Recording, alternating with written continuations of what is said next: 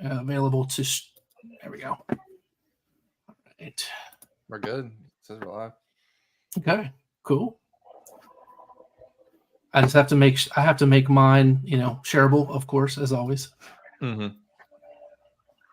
There it is. The people are ready. Absolutely. I've already had, people texting like, "Hey, are you on yet?" It's like there's always something. Was it Marcus? No, it was not this time. It was actually John Paul's sister. Okay. Makes sense. My family's gonna be the viewers for sure. Yeah. Be like a dozen people, and their all last names Binotto or Mao or something. yeah. So, all right, guys, we got 4 people watching. Got a little late start due to some, of course, mostly technical difficulties. Just kind of running through some things with JP here real quick. But hey, everybody, it is the Open Fields podcast on a Thursday, not a Tuesday like normal.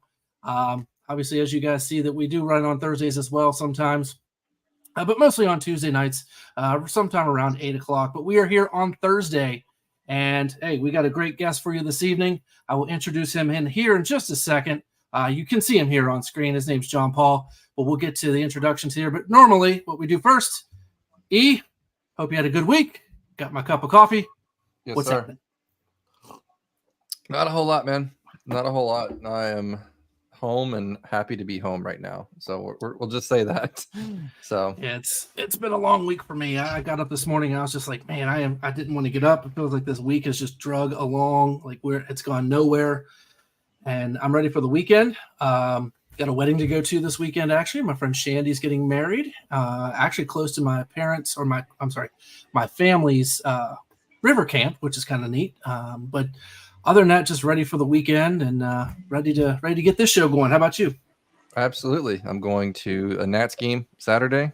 First time going to a Nats. First time going to Nats Park, so it should be a fun time. I've actually been there twice, my friend. It's actually really nice. Parking and driving can be kind of a bitch, but because there's some one-way streets. But we take the metro around here, my man. Well,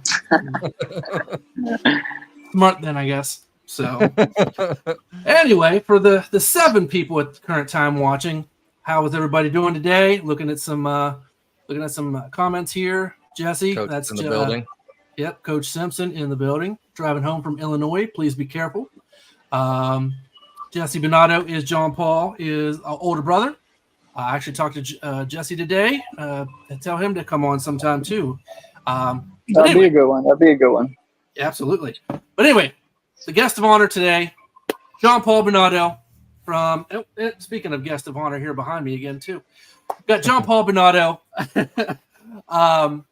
So I've known John Paul for I'm 39 now, and I've probably known him since 16. So good many years, my friend. How you been? Yeah, good, man. That is crazy how old we are now. Isn't that pretty wild? Yeah, I still see you as little John Paul, the little guy, had the basketball hoop and stuff out on the outside of his house, and just the little brother to Chris and Jesse, and technically Gina too. I'll shout out all the Binotto / Mal clan. So you would have heard it if you didn't shout out Gina. You would have heard it. Oh, I would have heard it. I'd have felt it emotionally, physically, everything. Yeah. So, but yeah, man, I just wanted to have you on. I know you're doing big things with your life and your career right now. I'm trying to bring it up here real quick, but just kind of wanted to give the people a chance to get to know you, get to know your business. Just have you on, have some fun, and just like I said, you've done a lot of great things in your life, whether it be personally or professionally. I'm really proud of you, buddy. I'm glad to have you on, and let's get going. So, obviously, 2009 graduate of Hampshire High School? Yep, 2009, man. 2009. Everybody, Camden, say hi, everybody. Hi, everybody. Say hi, John Paul. Hi, John Paul. And who's that? What's up, Camden? Ethan, that's right. What's up, buddy? But yeah, so 2009 graduate of Hampshire High School, just a couple years younger than myself. His brother, Chris, who I graduated with, and obviously sister Gina and older brother Jesse. But so what have you been doing since high school, man? I mean, talk about life. Man, just trying to get around, experience some things, you know. Man, so I mean, just a brief thing, you know. Obviously, started at Fairmont is where I started college, and then went to WVU for a year, and then ended up moving to Puerto Rico, played basketball in college, and then just fell in love with Puerto Rico and ended up living there for 8 years. Loved it. Moved to after that, just kind of wanted to experience something new. Moved to Colorado for 3 years. That was cool, but I think the island scene is kind of my vibe. Is what I like. So now living in Hawaii for 2 years now. So That's awesome. just trying to experience, you know, just get out and experience things. Absolutely. So you said you moved to Puerto Rico and you lived there for 8 years. What took you to Puerto Rico? Was it school? Was it sports? Was it kind of just because that's where you wanted to go and life led you that direction? What was it? Well, it's a combination of things. I'm a big believer in like manifesting, and like a lot of times, you know, you can manifest stuff without even realizing that you're doing it. So this was a big one for me. You know, and when I was in 10th grade, you know, being from small town West Virginia, you know, we don't, a lot of us don't get out and, you know, see the world, get to experience things. And when I was in 10th grade, my dad got remarried, and they did it on a beach in Puerto Rico. And so we just went for like 3 days.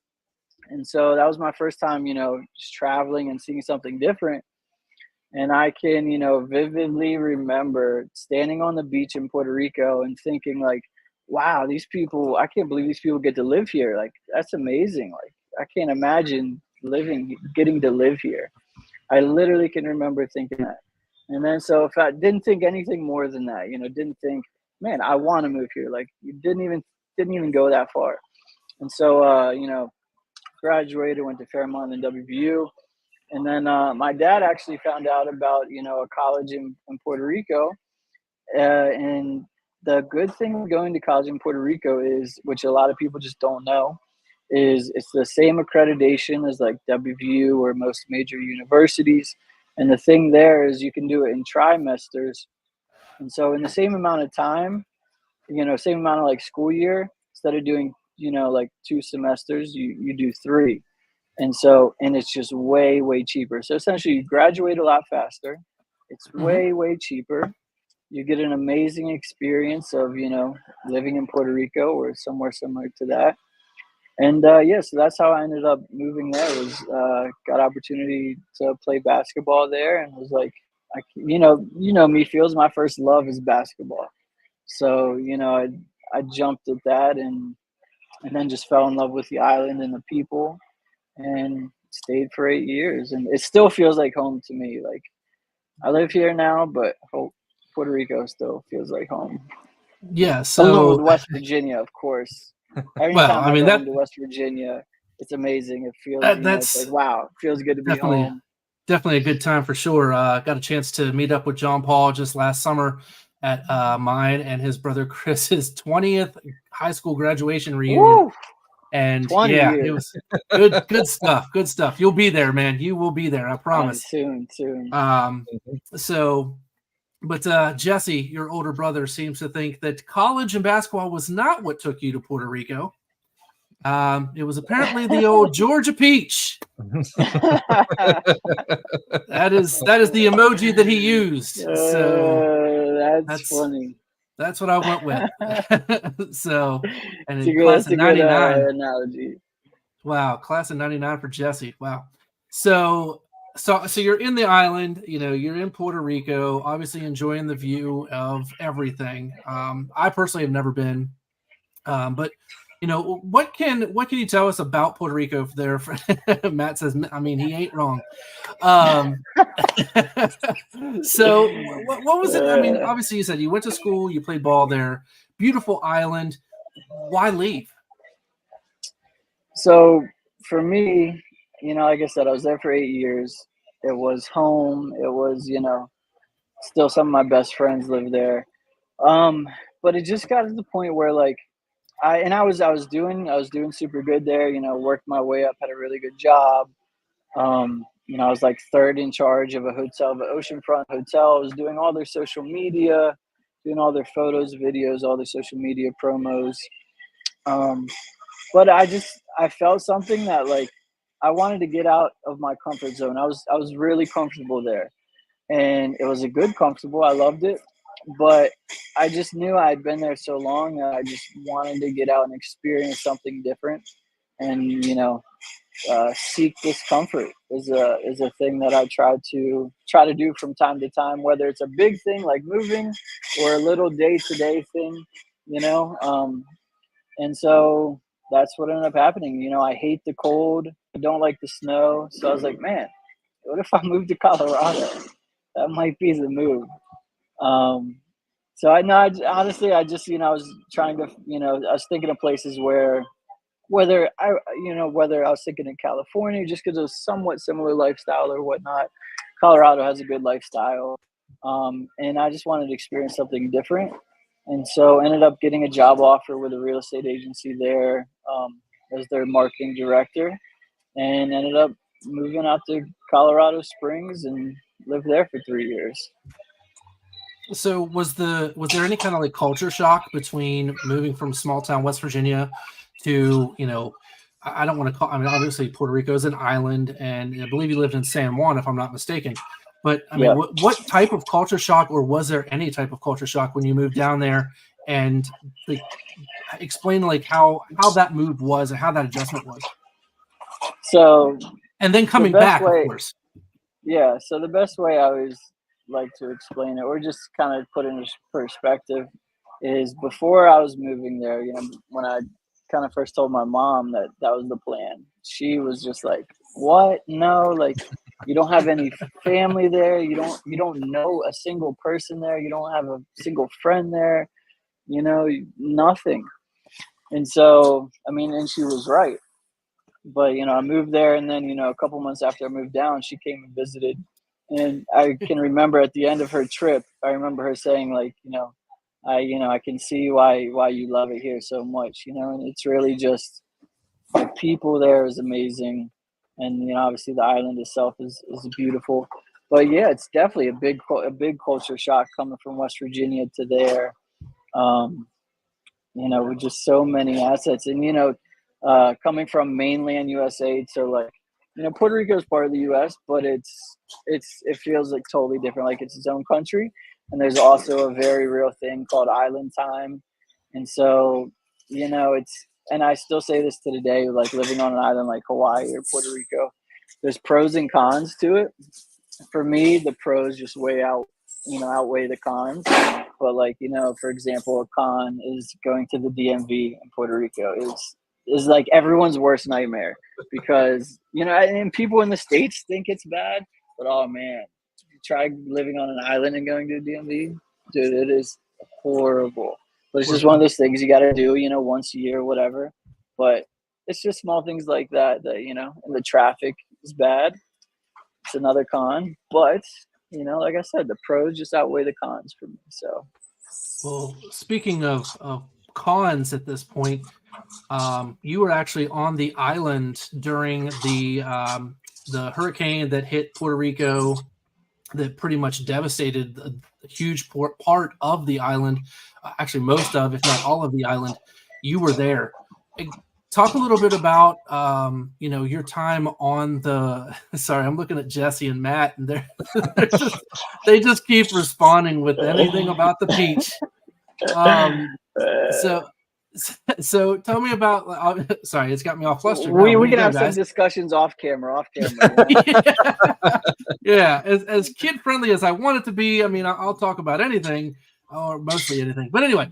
So, you know, obviously you were there during a natural disaster. Obviously that had to have been scary. What was it like being on a small island like that during a hurricane, you know, and basically destroying the island? What was it like being there?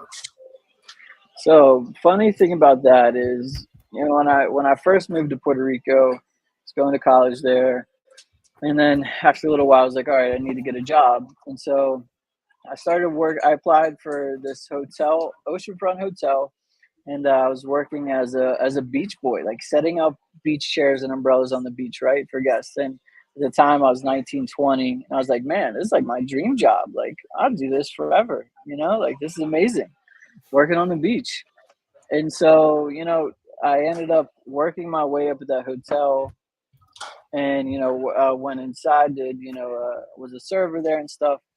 And at one point, I ended up moving back to West Virginia for like 6 months, right? I remember that. And so essentially, when I was in Puerto Rico, I just started, picking up a camera. Started with a GoPro, just started picking up, traveling the island, doing stuff. And right before I left, I convinced my hotel to let me do a video for them. And it blew up, got them a bunch of views and business. And a week later, I moved back home. Well, a couple weeks later, I get a call from this guy, Rich Cortese, who, was like, "Hey, John Paul, I saw your video. What are you doing?" And he's like, I've got 5 resorts in Jamaica. I want you to come film for me. So literally, I told him, I was like, "Hey, I just moved back home." But he's like, "Well, we want you to move back to Puerto Rico." He said, so they offered me a job, working at that hotel, like I said, is doing all their social media and stuff. And got to travel the Caribbean. That's, a whole different thing. And it was amazing and awesome. But it was like 2 weeks after I moved back is when both hurricanes, we had 2 hurricanes back to back. Hurricane Irma and Hurricane Maria. And like a lot of people they forget about the first one, which was like category 4 and did a lot of damage. And then like less than a week later, we had Maria, which is the one that, everyone remembers and really did us in. But it was crazy, man, just moving back there and experiencing that. And like I said, I was brand new in this position at the hotel. So I felt like a duty to like be at the hotel, and help them border everything up when the storm was coming in. I mean, everyone else was home with their families and stuff. It was like me and like 4 other people, boarding up the hotel and stuff. And man, it was absolutely wild. It's a hurricane, category 5 hurricane directly over the islands and just destroyed, the island. I mean, we literally didn't have people lost their lives, and that's, it's as bad as it gets. It was, it's super bad. And, I say that because we didn't have power for like in the tourist area, which is where I lived. We didn't have power for like 3 months, and that's the main tourist area. And that sounds bad, but when you compare it to like people losing their lives, it's nothing. But that just kind of puts it into perspective of how bad it was compared. I mean, imagine if something happened in the States and there was no power for 3 months. And that was just in the tourist area. I'm not talking about in the towns in the mountains or wherever, where it was a year later and people still didn't have power. People had blue tarps for their roofs. I mean, it was super, super bad, man. It was an experience. It sounded for 12 hours when it was happening. For 12 hours, it sounded like there was a train just right outside the door. For like 10, 12 hours. And you're just sitting there, just praying and hoping.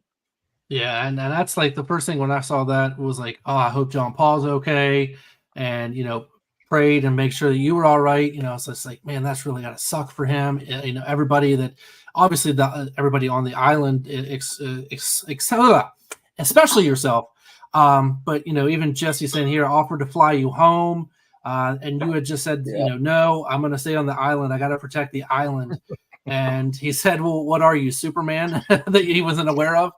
So, I mean, that just kind of goes to speak about the character and the type of person that John Paul is and just how dedicated he is. Not as just, obviously being I don't want to call it, I mean, because it's technically a U.S. territory, so it's not really a foreigner per se, but just an outsider, being from the States and not being actually from Puerto Rico, that says a lot about you, my friend. And I'm glad that you're home, glad that you're, I guess technically you were continental statewide for a little bit, which we'll get into, but just glad that you were safe there and everything was all right. And then you moved to Colorado. Well, you said you moved home for a little bit, which I did get a chance to see you. And then it's like the next thing I know, you said you're off to Colorado. I'm like, well, shit, man.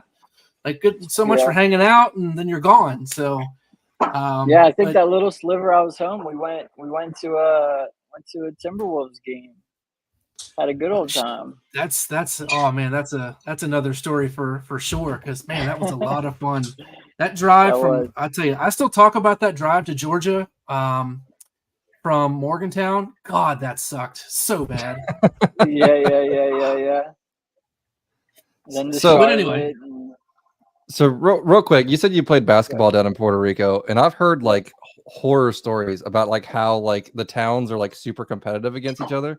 Did you kind of see any of that type of for sure, head-to-head rivalry stuff like that? Like I've heard stories of where it was in the Jordan doc where like one ref got shot by the mayor because he wasn't calling a fair game or something like that. Yo, Puerto Rico's no joke. I'm telling you, like, and this is a funny part of the story is, when I was going to college there and playing ball in college, but also like, when I moved there, like I said, I had no family, no friends there. But a thing that I learned, a lesson this taught me is, if you get outside your comfort zone, you'll kind of meet people, you'll attract your tribe. And so when I moved there, some of my best friends still, people I was playing basketball with and whatnot. And so outside of school, every single day we'd go to the hood and play basketball. And in these caserías, in these hoods, they don't speak any English. It's it's the hood. Like there's no white people playing in there. I was literally the only one. And so like when I first started going there, I had to obviously I had to kind of like prove myself. And after they saw that I was good at basketball and whatever, like they kind of accepted me into their hood to where it was 4 or 5 times a week we were going there and playing. And it was just a cool experience. But for sure, they, different hoods, have this competitive rivalry against each other. And man, it's no joke in Puerto Rico for sure. Definitely. Yeah. I just like hearing that story when I think we were talking about Phil Jackson, where he coached down there. He's like, yeah, mayor shot the ref one time or something. Like I'm like, that's insane. I would not be surprised. Yeah. Yep. I've seen a lot of crazy stuff in Puerto Rico, but my thing that I've always said is that like I've seen a lot of crazy stuff, but it's not like it was never, violence or anything towards just like random tourists or anything like that. It was always just kind of like inner, drug or gang related that, is happening. So as long as you're not in that kind of stuff, you're not going to have any problems at all. Kind of another thing is like, man, school shootings in the States are insane. Well, like, man, you don't have that, in Puerto Rico or, I don't know if it's like an island thing or what, but like, I feel like you just don't hear about that on islands happening. I don't know. But people are a little more laid back on island. Like you said, island time. Yeah. Get there when we get there type of thing. Yeah, for sure. Definitely. Well, shit, that's how I live my life. I get there when I get there. As the saying goes, I'll be where I'm at and I'll get there when I get there. That's the way to do it. So Jesse said that he was at first he was concerned about you going to those courts alone, but once he went there and saw the love that you got, he was like, okay, I'm all right with it. Yeah, it's true.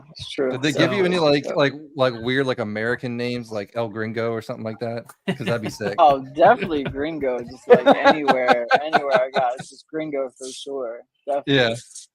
100%. Yeah. Well, then also everyone was like, they would call me White Chocolate. Attaboy. Yes. For basketball, so got to represent. But yeah, but mostly Gringo. Oh yeah. That'd really be funny if he sucked at basketball. You know what I mean? Yeah. Then that'd be tough. Then they'd be showing you love just so you keep coming back, so they can keep beating you. Like, yeah, you can take him. Yeah. You can take him. Right? That was the peach. There's two things. I'm not a cocky person at all, and even in basketball, I'm not cocky. But there's 2 things I'm very confident in. It's basketball and beer pong. I'll take myself up against anybody in either one of those. I feel like I've played a couple games wrist. here and there with you. It's all in the wrist. I've played a few games back in my college days when John Paul probably shouldn't have been there drinking, but whatever. We're adults now. That's a valuable skill to have whenever in your early 20s. You know what I mean? Yeah, very, very valuable. So you get to all right. So you move. You're in West Virginia. You move out to Colorado. You've basically seen a good portion. I mean, obviously of the Caribbean. You've seen. You've gotten back home. You've left home again. You get out to the mountains of Colorado. Your brother Chris says can't beat him in beer pong though. So. So you're out. Hey, out the side note, real quick. The nicest at least my favorite beer pong table still to this day. Was the one you guys had it was Mountaineer football field. It was like an exact replica of Mountaineer football field. The most beautiful beer pong table ever. I wish I had a picture of it because I would show it here, of course. Yeah, you'd have to scroll way back. So yeah, but if I can find it, I'll show it to everybody. But oh my god, it would be years. We haven't even played on that thing, and I couldn't tell you the last time. It does still exist though. It is still really yes. Timmy Buckley still has it. And Timmy has it. Oh man, your guys' next reunion, you got to pull that out. Shoot, next time in Morgantown, I'm in Morgantown. I might have to pull that out. But anyway, so you get I will find that picture. By the way, I will get it. Okay. I promise. So you're in Colorado, of course, another beautiful, beautiful part of the United States. Mountainous, I've only ever been there once. I've been to Denver Airport, but that really doesn't even count. So talk to me and tell us about your time in Colorado. And at this point, is your itch for wanting to do more of your videos starting, or have you really kind of gotten in the flow of it at this point? At that point, I definitely just got into like the flow of it for sure. Like I said, I was living in Puerto Rico, and I was working for the hotel, doing all their photos and videos, and traveling the Caribbean. So I was really getting to the flow of it. And when I moved to Colorado, I was working for a real estate agency. I did some real estate before that, but that's when I really just started doing a lot of real estate. And so it was just kind of different category that I was doing. And so, but at the same time, when they hired me at this time, I'd already done a couple weddings. Shout out, I always say this, shout out Callie Alkire. She convinced me to film her wedding. That was the very first wedding I ever did. And because at the time when I was living in Puerto Rico, I was like, I don't want to do weddings. I don't want to touch weddings. Like, it's too serious. I don't want to do that.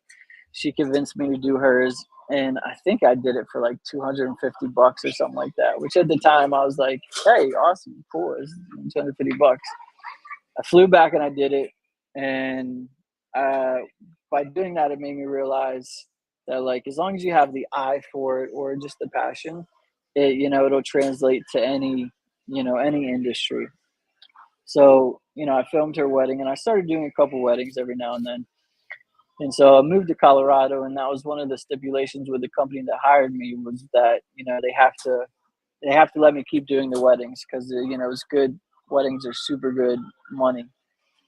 At that time, I think when I moved there, I was charging like $2,500 per wedding, I think, or $2,000 something. And so, they agreed to it. So I started doing that. I was living in Colorado Springs. It was awesome. That was the closest I've ever lived to an NBA stadium. So getting to go to Nuggets games all the time was awesome. It was like a 45-minute drive, but, to go to NBA game, that's nothing. We drive 45 minutes to go to Walmart from Romney. So, that is true. That is a very true statement. True. Yeah. I always think about that. Like, going back to Puerto Rico, it's funny, people there in Puerto Rico, like, it's a pretty small island, but like a lot of people from there have never been to like some of the most popular beaches or even the rainforest.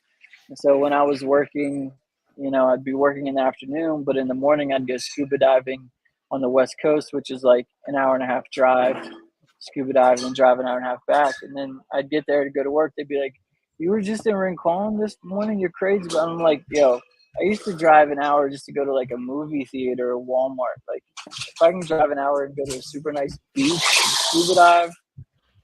But anyways, So yeah, so was living in Colorado, doing the real estate stuff, but also doing weddings. And it got to a point where I was so booked with weddings at the same time. So like there was a 12-week period where 10 out of the 12 weeks, I worked Monday through Thursday. Friday, I would catch a flight to Pittsburgh or DC. Saturday, film a wedding. Sunday, catch a flight back to Colorado and work that next week. And it just got to the point where I had to essentially go out on my own and work full time for myself compared to, trying to do both at the same time. And so, that's how I ended up just going full time for myself. And then shortly after that, when it was like 2.5 years is when I was like, man, I'm starting to get the itch to move back to the island life, because Colorado's cool, it's beautiful. Met some really good people there. But just the island life felt like the life for me. You're muted, Ryan. You're muted, Fields. I've got some news. I was able to. You got the of course, picture? Someone sent it to you, or what? I've got a picture, and I will try. Not only am I trying to sit here and tell my son to stop jumping on the bed, like I always tell him, I got 2 rules. You know where I'm at if you need me, and don't jump on the freaking bed while I'm podcasting. And of course, he's still, he knows where I'm at, but won't stop jumping on the damn bed. So I'm trying to figure out a way to bring this bad boy up. Oh, you got to show it. Who sent it? Someone sent it to you, or what? Of course they did. Give me 1 second here. So whenever you lived in Colorado, who was on the squad in Denver? Who'd you get to see? So it was pretty much the squad that they have now, just a little younger. So the Joker, Jamal Murray. Yeah. They didn't have Aaron Gordon at the time. But yeah, that whole squad that they have now, just a little younger, right before they won the championship. Oh, okay. Oh, so it was more yeah. recent that you were out that way. Okay. Yeah. Yep. Yeah. I just moved to Hawaii. Like it's approaching like 2 years now in Hawaii. So. Okay. Yep. Fields Which I would have loved to have been in Denver when they won the championship. That would have been an amazing, just to experience it, I'll bet it'd been wild. Yeah, for sure. Yeah, for sure. Well, I would have gone to a finals game 100%. I don't care how much the tickets cost. I would have been there just to experience it. Like, oh yeah, there we go. So there we go. That's John Paul's older brother, Chris, but that is the beer pong table. I mean, it is legit. That's a big one too. It was. Oh yeah, it was big. It was big. It was, but it was, and it's still going, man. I mean, it's who made that? Was it Collins or? Yes, as Chris said, custom made by him and good old slumdog millionaire Collins, as he said. Shout out. Yep, good old Isaiah Collins. I haven't heard from him in a long time. But funny. I was trying to get all that together. I was trying to get it to where I could share it on the screen, but I don't know what's going on with it. And Ethan's done a little bit more, messing and fiddling around with StreamYard more than I have. But yeah, I think we need to make a custom layout for whenever we have guests on and we want to like share something to where we can have like our 3 little like bubbles here, and then also have a screen share option right there. Because there's one there for 2 people, but not for 3. So that we might have to make one for a third. Gotcha. Yeah, because I see the ad here. So new layout, we can get that. We can edit that out later. But anyway, so you talk about Colorado, and then from there, I guess you head out to Hawaii, right? Yeah. So living in Hawaii now. Met my wife in Colorado, and got together there, and it was kind of right before COVID, and just from then spent every day together. So we moved out here together and ended up getting married out here, and just had a little baby girl. She's 2 months old. Congratulations, sir. Thank you. So it's definitely a whole new experience. Super cool. She just got her 2-month shots yesterday. I think I think Naomi cried for 30 seconds, but I think Luce cried for like 30 minutes. And she's watching now. She might be tearing up just thinking about it. So yeah, but no, it's totally awesome, you know. So love it. And now, what'd you name your little girl? Naomi. All right, and what's the story behind that? So the story behind that is it is mine and Luce's. Luce is my wife's name. It's mine and Luce's favorite wine.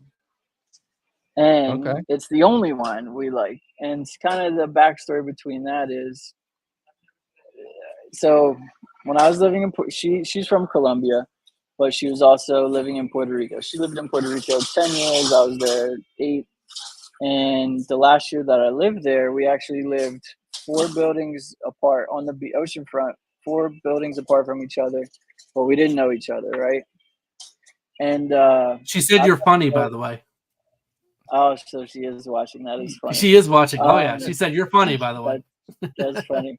I don't think I've ever told this story publicly. How like we've met, which is a crazy story. So I'm gonna tell it. So we're living. I'm living in Puerto Rico. She's living there, and so at one point, I think like this one, you know, with Instagram, like, you know, you can look up hashtags or whatever, and like, you know, I think I did like hashtag Isla Verde Beach or something, which is the beach we lived on, and came across one of her pictures and was like, wow, this girl is beautiful. What the heck? Like you stopped me in my tracks, right? You know, obviously Instagram is, you know, it's just crazy, but like this one like stopped me in my tracks, right? I was like, wow, this girl is beautiful. So followed her, but didn't send any message, didn't like any photos, didn't do nothing creepy, whatever, you know. So nothing happens. Like a couple months later, whatever. She posts a story late night while she was at this food truck right across from where I was living. So I sent her a DM and was like, hey, what are you doing there? I'm the king there. Like, you got to check in type deal, you know, like just joking, whatever. And so she messaged back and she's like, oh, really? Well, I'm the queen here. I was like, oh, okay. And so like we had probably less than 5 messages back and forth, right? It was nothing. Like it was just real short, whatever. Because then a week later is when I was moving. I was leaving Puerto Rico. So like nothing came of it. I didn't think anything of it. Like it was just, you know, it was whatever. So months later, I'm living in Colorado. This was right before COVID happened. So it was like the beginning of March or February or something, but right before COVID happened. I see she posts a story that she tags Colorado Springs. And I was like, what are you doing in Colorado Springs? And so she messaged back that she joined the Army and was stationed here for the next, 3 years. And so we met up, and then, from there, just been together every single day. But the Naomi part comes in because the first night, this is another funny part. She invited me over to Netflix and chill, right? But at the time, she had just learned English. She didn't know what Netflix and chill meant. She coming from Colombia, like Netflix and chill, that wasn't like a thing, you know? So when I go over, we're just going to watch a movie, whatever. And I don't drink wine really, I don't drink wine, but there is one wine that I really like, and it's Naomi Pinot Noir. It's super good. And Coach Simpson already called that one. He said, "Yeah, Coach is on that for sure. He's on point with it." And so I brought this bottle of Naomi Pinot Noir over, right? Just not thinking anything. It was just, the only wine I ever liked. Being classy, let me bring over a bottle of wine, be classy. And so I see Jesse come. I don't know how this happened, but now I see Jesse come with the wine. And so I walk in, and she's like, are you like stalking me or something? And I was like, what are you talking about? She's like, that's the only wine that I drink. Like, I don't like anything else. And I was like, that's crazy, because that's the only wine that I like ever. And so that is eventually where Naomi, we just love the name, and, it's just a beautiful name. It's different without being too different. And then it also means coast, which just ended up fitting. So with Luce, she's from Cartagena, Colombia, which is on the coast of Colombia, and me just living in Puerto Rico and Hawaii, so it just fit. I gotcha. Yeah. Well, I gotta ask then, because it's there, and I don't know if this will come full circle or not, but your Maomi wine didn't have anything to do with said child, did it? It didn't have any. It very well possibly could have.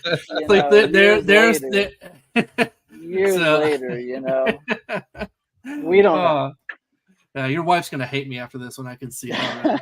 She's like, the hell does that feel to? But so you obviously you just had your baby girl. You're living in Hawaii, and like we mentioned before, we kind of got started. Is not only have you been through one natural disaster on an island, you actually went through a second with the Hawaii wildfires. So talk a little bit about that, and like if you can. I mean, obviously there is a difference, but there's not. Like how can you kind of contrast and compare being on two different islands, two natural disasters, and what was that like? This one I can't claim to natural disaster because the wildfires were on Maui. You're right. I'm sorry. So separate islands, next island, but you definitely still like when all that went down, and man, that was the craziest thing ever. Like so many people, like over 1,000 people died in that, and like wild. I can't believe it. But it was so crazy that like you feel it here too. It's not like, oh, it wasn't on this island, we don't feel it. No, when that happened, and still today, like I literally, when I moved here, I bought a little BMW Z4 convertible manual, cruising the island, super fun. But then part of it was because we had a baby, but then also part of it was because of these wildfires. I was like, yo, forget about this little convertible. I need to get a freaking 4-wheel drive car to at least give me, because a lot of these people, like when they got stuck in the fire, they're in the cars and they couldn't, like, there'd be a downed power line or down something and they couldn't get around it. They couldn't, so I was like, screw this, I'm getting a freaking 4x4. So I got a Jeep Cherokee. But you still feel it, like anytime there's any little bit of fire here, like you really, everyone's like, because it happened so quick there that it just shows you how fast something like that can happen. And then also, like, we literally just got a notice last month that now our insurance, everyone in Hawaii's insurance is like doubled for our home because of the Maui wildfires and stuff. So it's just, you feel it kind of all the way around, and crazy. See, someone's got a favorite Pinot Noir. I might have to check that. Yeah, that's Coach Simpson. He's the head coach of the semi-pro football team I do the play-by-play for, and he's also assistant coach at Morgantown High School. So I'm trying to. I was doing a little research last night. I didn't know you did video for WVU women's basketball. I did. In 2007, I was the videographer for their basketball team. The year that they actually went to the NCAA tournament, who did they play in I forget who they played in the first round, but we ended up losing to LSU. We got to go to Baton Rouge for the first 2 rounds, and unfortunately lost in the first 2 rounds. But yeah, I was a student manager for a year and a half, and then videographer for a year, and got to do a lot of stuff and got a lot of traveling as well. Yeah, I didn't know that. That's awesome. So Jesse says 14-13 Boston, by the way. Yes, thank you for the update. Yes, we appreciate that. We appreciate it. And of course, your older brother Chris wants to just talk about Meg Bolger. Lovely woman, by the way. Great basketball player, is now in the WVU Hall of Fame along with her brother Mark and sister Kate as well. I'm actually going to try to get her. I'm actually going to try to get her on if I can get a hold of her. We're looking to do I'm going to scald my child shortly after this. Have kids, they say, and you just had one, so good luck, buddy. But no, we want to do a women in broadcasting episode, and she actually is in broadcasting now as well. So I want to try to get her on, talk about her career and broadcasting now. So it's funny that Chris put that on there. But yeah, it was a lot of fun. It's something that I didn't expect to do. I was actually offered, believe it or not, a student manager position with the football team just shortly before I was actually offered the videographer job. And the only reason, I guess to kind of shorten up the story, is I had techniques of coaching football as a summer class that I actually went to and passed. For those who know, if you know, you know, with my schooling. So went to the class, and the final was to help the chain gang and officiate 7-on-7 that summer. And he said that's a lie. So the 7-on-7 the 7-on-7 weekend, we had to do first down markers, help officiate, and I was the only one out of the entire class to show. I think it might have been 2 people to show up for the 7-on-7 games and stuff.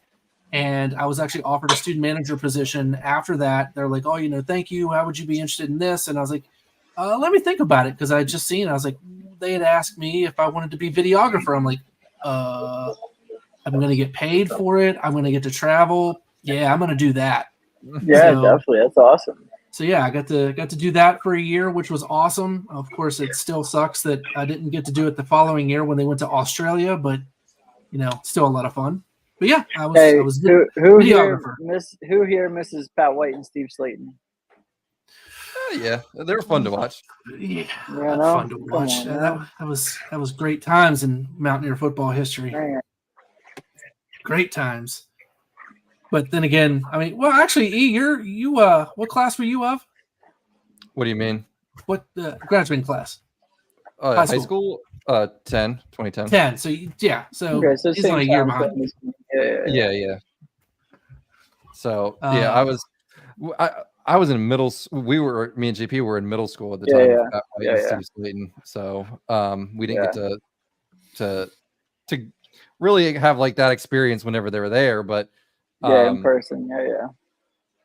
But no, I think when we were there, it was Gino and Tavon. So we got a little bit of that with Tavon. Stedman Bailey, bro, his story, that is crazy. Gets shot in the head, and he was so nice a receiver. Yeah, he was even doing good in the NFL before the accident. And then all that, man, it's just crazy. Yeah, I was at the LSU game whenever WVU started that really big comeback, and the stadium was when Tavon went for 500 yards that game. I don't think Oklahoma. That was Oklahoma. LSU was at home. Right, that was Oklahoma. And no, that was the game that Honey Badger was there, and he was crazy. He was defensive and special teams player of the week that week. I'd always said I've never heard a crowd get as quiet as it did when WVU was making their comeback, and it was really, really loud there at Milan Pusker. And then Morris Claiborne returns a kick 105 yards, and it was silent. I'm like, oh, okay. It's crazy. You can still feel that years later. You know? Yeah, that's the thing. You guys didn't. Were you guys there for 07 against Pitt? Man, so that he was gonna bring it up. Yeah. You want to talk about? You want to hear how old we are?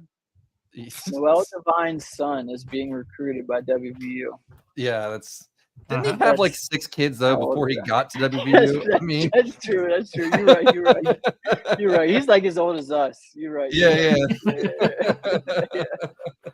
Fun fact as well for those who don't know, Noel Devine, Deion Sanders' godson. Yeah, he grew up with Deion Sanders.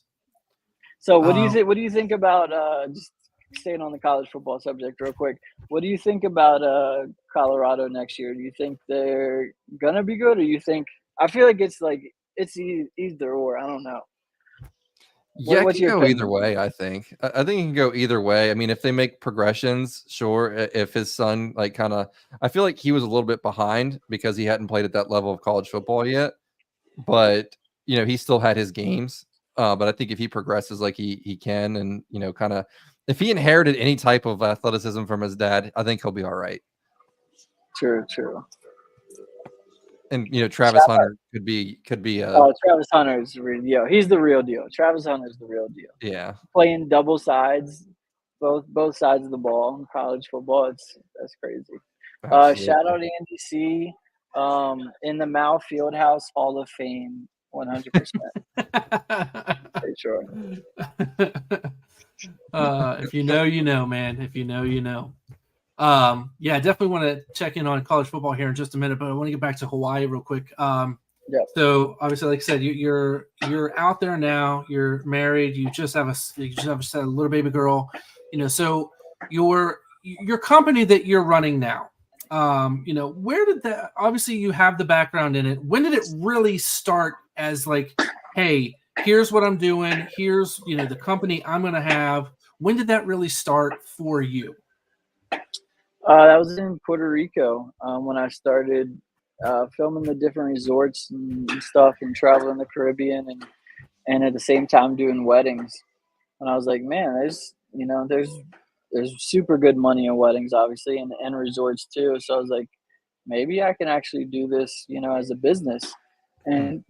And just kind of progressed. And people all the time I've had asked me, like, did I go to school for it or anything like that? And it's like, yeah, I went to the University of YouTube, and that's it. Like, literally self-taught, started with a GoPro, and then just self-taught myself with YouTube tutorials and just spending hours and hours editing videos and learning how to use a camera and stuff. So yeah, it started in Puerto Rico, and that's why, the Dream Cut Films has a palm tree in it, and that's just kind of like the vibe, the lifestyle that I like. That I got it tattooed on me and stuff, and so it's just fitting. What I like to do is try to turn, and try to do this with work, but then in real life is dream it and then real life it. So whether it's wedding video and someone has a vision and they will try to bring their wedding video to life, and same thing with real life when it comes to just doing stuff is dream it and then real life it, make it happen, because the power of the mind is no joke. It's crazy what we can do without even realizing it, but when you really focus in, then man, the sky's the limit. So you name it Dream Cut Films. Where did the name come from? I don't know, to be honest. I think it just kind of, I liked the dream, I like the dream aspect of it. And I knew it had to be films in it. And so it was just kind of like dream cut is like dream, like editing, like I cut it together, I put it together. So I just probably one night with a couple Coronas on the beach in Puerto Rico, I think it maybe came to me, just Dream Cut Films. I liked how it sounds. Yeah, it's a sweet name too. And I was thinking more like, yeah, absolutely. And I was thinking more like where you said like you can like believe it, you can achieve it type of thing. Is like it's cut from your dreams type of thing. That's where my mind went to. Yeah. So and that's definitely something like is very meticulous, and you got to really, put your mind to it. And that's, super. Yeah. So Fields has to go take care of. But what I was going to say is, no, like that's definitely when video editing is extremely meticulous. Definitely. Like, and I've watched some of your stuff and it's really well done. I'll tell you that. Appreciate it. Absolutely. So, but no, I can definitely tell that you have to enjoy it too. You know what I mean? If you just if it's a chore to you, you're never going to get anywhere with it, type of thing. So definitely, and that's what part of like, man, when I was traveling the Caribbean and doing resort stuff, it was cool traveling and stuff, and like I thought that was the peak of like filming stuff and like making videos for hotels.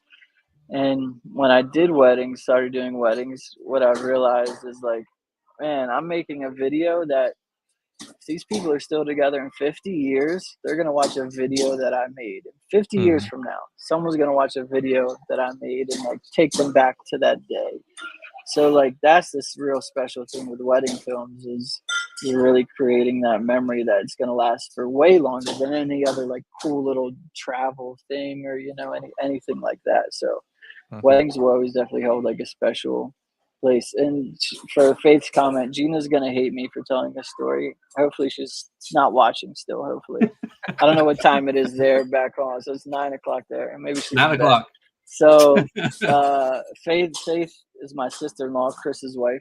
And she said, just don't ask Gina to help. Well, story with that is I don't think I was filming their wedding because I was in their wedding, but I think I was taking like, you know, just short videos of it or whatever. And so I told Gina, I said, hey, Gina, take this GoPro and like kind of get the girls like Faith, like getting makeup on or whatever, like just kind of like getting ready shots. Yeah, I wasn't filming weddings at this point. So yeah, I remember. And so later the next day or whatever, next week, whatever, I'm going back and looking at the footage and I click it open and it's freaking 20 minutes of Gina holding the GoPro up, doing a selfie. The camera's facing her, but she doesn't know it. So she's like looking past it and she's like doing this and she has no idea for 20 minutes that it's recording her. So yeah. Yep. That's awesome. Yeah. Here's your wedding video, guys. Yeah. It's Gina like right in her face, wide angle, fisheye with a wide angle. Look how happy she was to be there at your wedding. Yeah, Check this out. exactly. Yeah. So I know it's not really going to come through very clear, but like this is just one of the videos that John Paul does, and this is a drone of actually he does stuff for realtors as well. But like this is, of course, come on now. There you go. There we go. There you go. It's like my first day with the phone, you know. Like this is what he does, you know. So he goes, literally takes the drone, goes through these houses in Hawaii. I mean, multi-million-dollar homes, and like there's the view. You can see in the back. I mean, it's just absolutely gorgeous. Yeah, it's pretty crazy. That was like a $15 million home. And so it's always definitely in the back of my head. It's just crazy. Like when I'm like flying a drone through these people's house and I'm like, man, I better not mess this up. Like for real. Yeah, that's better not hit a window. That's all I can. Yeah, exactly. Yeah. No, let me not knock this piece of art off the wall. The piece of art or the window that costs more than my friggin' salary in a year. It's exactly. Like, yeah. So yeah, But I mean, go ahead. Those are always like cool videos too. Like whenever you see on like YouTube, of like this house costs X amount of dollars, and you see like the giant like wide shot from like the drone pulling out. Yeah. But, you know what the like, videos I hate? I hate the videos because my wife always shows them to me. Where they're like, "This is what $300,000 will buy you in Texas," and it's like a freaking mansion, and I'm just like, I've seen those videos, yeah. But it's the middle of nowhere, Texas. I'm like, we're not moving there. I've seen those types of videos, yeah, where it's like they get down to like the coast, like around Galveston or like just right outside of like San Padre or whatever, and it's like this little podunk town, Podunk, Texas, whatever. And it's like you get this huge 5-6 bedroom house, and it's like $350,000 compared to you know, a house in Chicago that's the same size, or Hawaii or California that and by the way, Gina is still watching, so you're screwed. And you know, you get these houses that are the same size and they're like $4.8 million, and it's like it is crazy to see that. And there's no state tax in Texas too, so no state tax. That is nice. Man, these NBA players, they're crazy for living in California or New York. Man, send me to Florida or Texas. It's like a 40% tax or something like that. Yeah, crazy. But yeah, Texas, like they have so much land. Like they're just like, come live here, please. Exactly. Yeah. For real. So. But yeah, like obviously for the difference from like the houses like here. So like in Colorado, we bought a house and we bought it for $340, right? And it was a 4-bed, 2-bath, 2,000 square foot home, nice updated, big yard for dogs and stuff. And then we moved here, we sold that and we bought here, and we bought a 2-bed, 1-bath, 750 square foot apartment. It's nice and updated and everything, but 500,000 Wow. for a 2-bed, 1-bath, 750 foot apartment. But pros and cons. Pros and cons. Yep, pros and cons. That's a big coming one. back That's to a big one. That was like, shit. But So yeah, and I was trying to find just a little bit ago the picture that I don't know if you posted it or if you sent it to me, but it had a picture of the state of Hawaii, and it was showing like wildfires were here on this island, and then you were up on this island, and it's like you were fine, but just kind of let so that was a know. different thing. That was when the volcano was erupting. That was a different thing. Yeah, that was. So talk about what scary is it? shit right Yes, now. I was gonna say, what is it, dude? Like wherever John Paul, you're like that weatherman from the Weather Channel. Like if he's coming to your town, you're in some shit. I felt like that a couple times. I felt like that, but no, that's also on a different island. That's on Big Island. There's 7 islands in Hawaii, and that's on Big Island. And but yeah, I posted that because I was getting so many messages of like, "Oh my gosh, are you okay?" So it just made it. It looked like a kindergartner made it. It was like it said me, and then I put lava with the arrow. Yeah, lava. Like, that's what it said. Lava. Yeah. So. Well, hey, do you remember? You remember Andy C and mine freshman year roommate Josh Fryer, right? Of course, yeah. Yep. He's in Hawaii too. Really? Where at? Which island? Sorry, when you said which island, my first thought was from the movie Grumpy Old Man, where the guy's like, "I've been to Hawaii," and the lady's like, "Oh, which island?" And it's then like the bloopers of the older guys like, "Come on, I want to lay ya," and like, I like a licky dicky. It's so funny. Whenever you go, which island? That's the first thing I thought of. But anyway, I'm actually looking it up to see which one he is on. Have you ever seen the movie Forgetting Sarah Marshall? Yes. Of course. Classic. So I'm at the resort where that was filmed at. So like awesome. It's like the whole thing was filmed here. Like essentially that over there. Is that that's the opening scene right there, right? Yeah. So now this is a coffee shop. It was the lobby. It was like the front lobby over there. Yeah, that's cool. That's awesome. Yeah. So it's just funny. Which is funny. The main actor from that, what's his name? Is it Jason? Jason Segel. Jason Segel. Yes, Jason Segel. So one night, me and my wife were at our favorite food truck on the North Shore here, not too far away.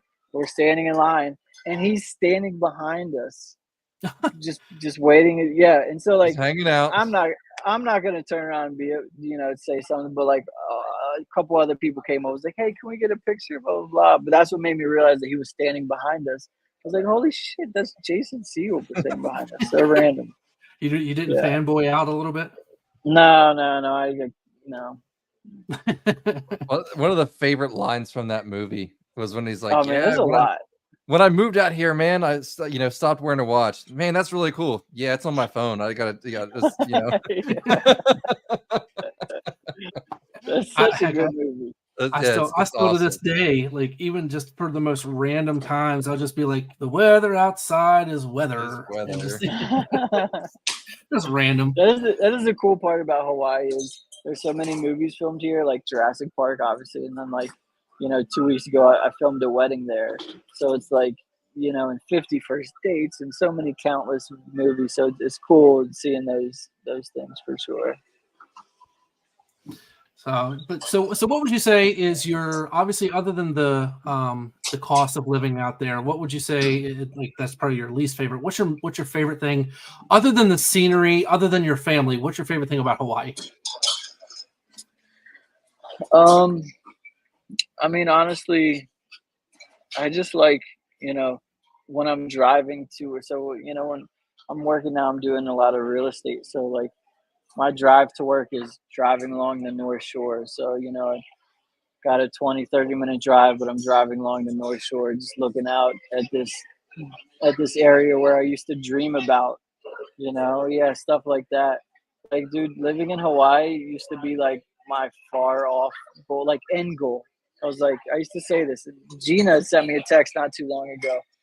She was like, little bro, it's awesome. You used to say, you know, you wanted to live in Hawaii, and now you're doing it. Like, literally used to say, like, but it's talking about like, man, I don't want to like retire in Hawaii. I was thinking far off. I wasn't thinking when I was, you know, 30 something that I was gonna, you know, move here.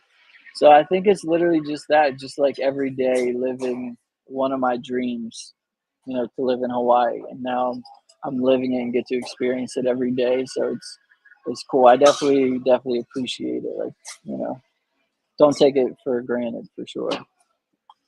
Absolutely. So then I guess, I mean, now that we're just over a little over an hour, I know you got some more jobs to do today and everything out there. It's in almost 9:15 here on the mainland, and it's what 3:00 over there. Yeah.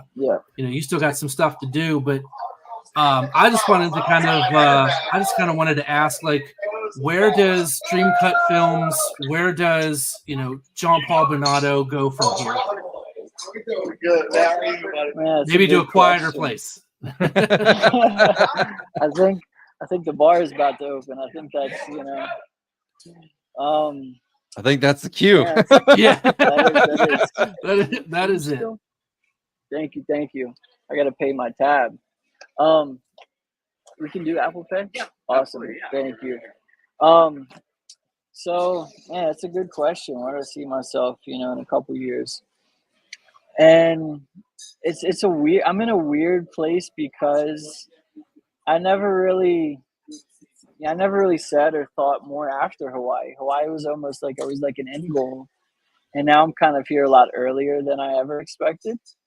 And so I'm really just enjoying my time here now. But, you know, now that, you know, me and my wife had a baby and everything, and kind of looking more towards along that. So I don't know. I think maybe we might end up, you know, back on the East Coast. By East Coast, I mean Puerto Rico. I think might be an option. Might, you know, next couple years, might look at moving back to Puerto Rico because, like I said, it just feels like home for both me and her. But you know, who knows? I don't know. We could end up staying here. Could move back to the East Coast somewhere, Florida or something. I can tell you it's going to be warm weather. I don't think any place, you know, cold or snow. I did that, you know, got that out of my system. I'm good. So, but yeah, just really looking forward to pushing the business forward in terms of, you know, style and shooting a lot of luxury houses now, which is, you know, super cool because cool aspect of that is like walking into a house and just like immediately, you know, trying to vision already in my head. I'm like, all right, I'm going to edit the video this way. And like, I love doing that. Like putting it together in my head while I'm there shooting it. And so it's just cool having a different office every day, you know. I enjoy that aspect. So I don't know, just pushing the business forward, but then also it's, you know, for me it's a big focus on life and family more so than business. So yeah, it's just what I'm looking forward to is watching my little girl grow up, wait until she says dada first. For sure. So yeah. Yeah, it's one of those things, man. It's like you're in a spot where it's like you have to kind of live in the moment too, because like you said, you kind of reached an end goal super early. Like, you know what? I should probably enjoy this while I'm here, type of thing. Yeah. So yeah, it's almost kind of like a weird spot. And I've kind of been thinking about it a lot lately. It is just kind of a weird spot for me, trying to figure out what, you know, what we want to do next. And if you're taking suggestions about Florida, Clearwater Beach is amazing if you've never been there. Yeah, for sure. I've definitely heard. I mean, I haven't been, but obviously I've heard good things about Clearwater for sure. I'd recommend it. That's my recommendation out there if you're thinking about that.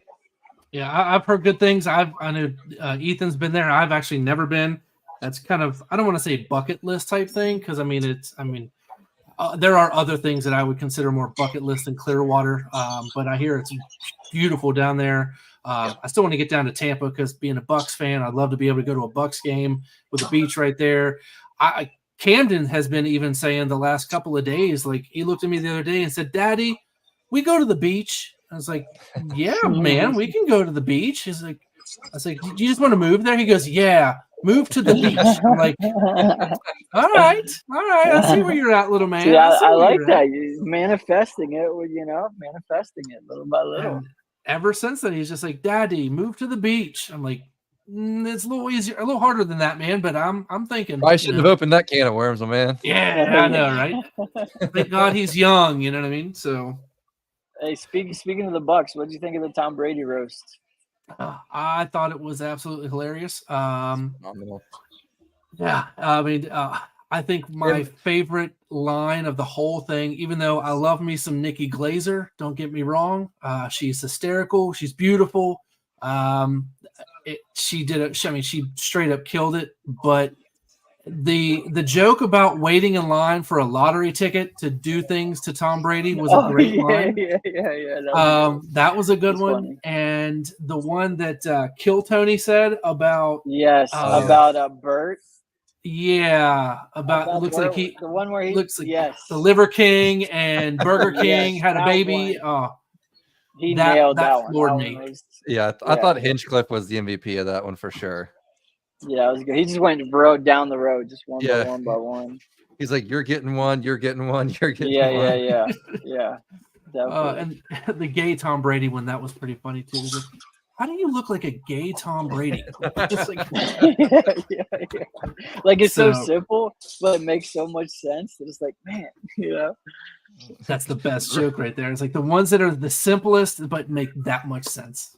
Yeah. Gronk, I noticed you were here by the lack of chocolate milk backstage. Speak of the devil here, little man. Hey, you want to tell everybody where do you want to move to? Beach. The beach. Yeah, he's got a beach ball. He's got a beach ball right now. He's ready to go, man.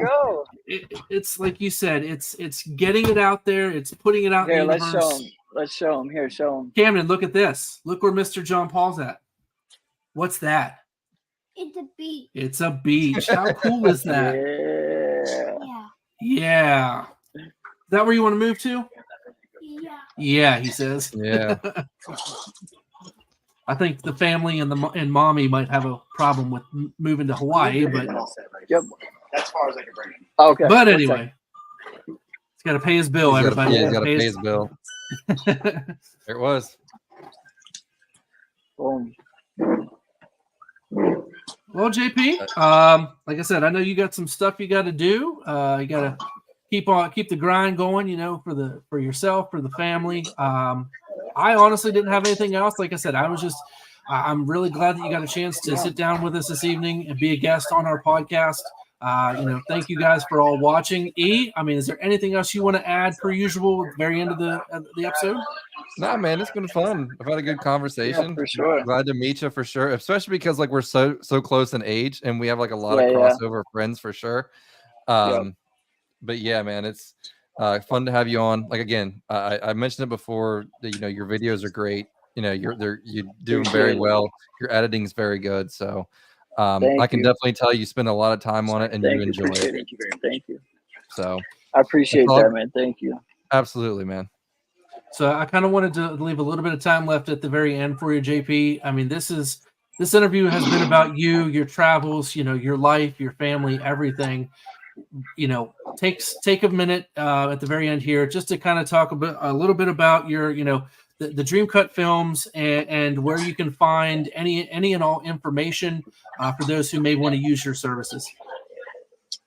So definitely Instagram and Facebook, Dream Cut Films. Then also, if you just type it in Google, you'll find my portfolio website with, weddings, resort, real estate, kind of all stuff I've done. Instagram, Facebook is just the main way to reach out to me. You're going to a wedding this weekend. You should have told them that they needed a, wedding videographer, but I'll let this one pass. And in the future, if you got friends that are getting married, send them my way, man. We'll make them the best wedding video they can have. Absolutely. Well, buddy, I appreciate you spending a little bit of your time. I know it's early for you out there in Hawaii, but it's getting late for us here. And, as you can see, I got to put a 6-year-old to bed before it gets too late. So But yeah, man, thanks everybody for watching this evening. Again, thank you to John Paul Binotto. Of course, thank you to Ethan. But thank you to John Paul for allowing to sit down with us, talk about his life, his travels, everything in between, Dream Cut Films, and what he does. So, John Paul, buddy, Awesome. proud of you. Appreciate it. Thank you Thanks so for much, having bud. me on. And Thanks, sir. you know, Sure. thank you guys for watching, and we will see you either Tuesday or Thursday next week. We'll see you guys. See you.